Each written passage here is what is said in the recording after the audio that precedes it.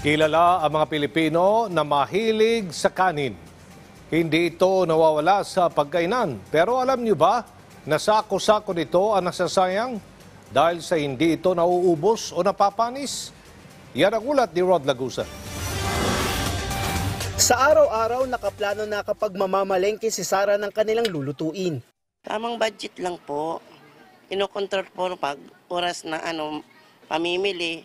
Budget talaga kung 1 kilong baboy o sa bigas din, ganyan din. Inaano lang yung budget kasi hindi pwedeng sobra. Po palaging ganyan. Ganyan talaga inaano kong budget kasi sayang pera pag may matitira, itatapon mo lang.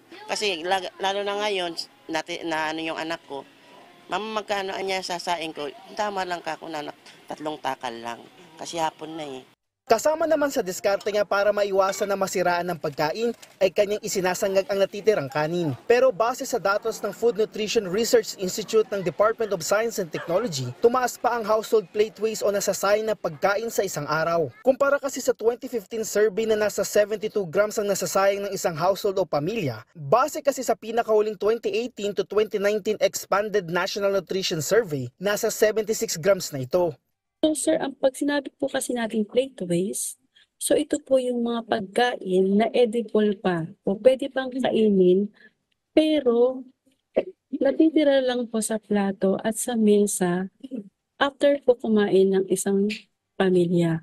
Mula dito, malaking bahagdan nito ay kanin. Nasa 53 grams o 60.9% ng household plate waste o higit kalahati ang nasasayang. Nakakapagsayang po tayo ng 40.8 grams na kanin. So katumbas po ito ng 3 kutsarang kanin sa buong isang araw. May datos po kasi kami na 17 grams ang nasasayang na bigas.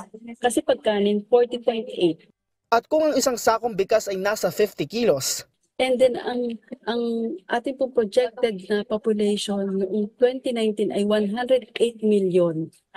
So dumataya po na 36,720 na sakong bigas ang nasasayang po ng pamilyang Pilipinas sa isang araw.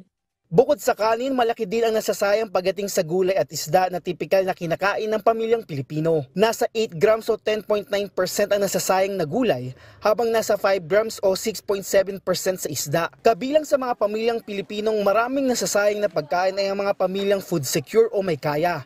Ito'y dahil may kakayahan silang bumili ng mas maraming pagkain. Sunod na dito ang mga pamilyang may 5 pataas na miyembro. Ito'y dahil marami silang hinihahandang pagkain. Kasama din dito ang mga pamilyang nakatira sa rural areas. Paliwanag ng FNRI, ito'y dahil sa mga lugar na ito ang pinagmumulan ng maraming supply ng pagkain tulad ng gulay, prutas o bigas na may tendency na magluto ng marami lalo't mas mababa ang presyo nito sa kanila. Pero paano nga ba maiiwasan ng isang pamilyang Pilipino na may masayang na pagkain? Ay kailangan po maging wais sila sa pamimili. So dapat po ay magplano po sila ng naaayon lamang sa kakayahan ng pamilya. So wag po dapat tayong mamili ng sobra-sobra. So minsan po kasi makita natin na may sale o meron po mga discount.